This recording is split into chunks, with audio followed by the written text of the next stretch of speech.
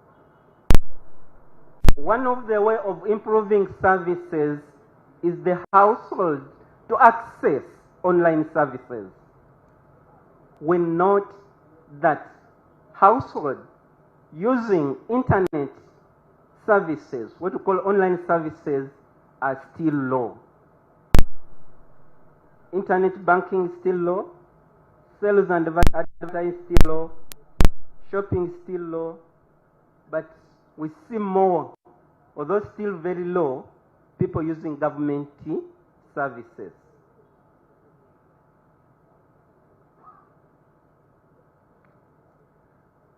Members, also in the census, we collected information about the population who is working, and below is the structure of the presentation.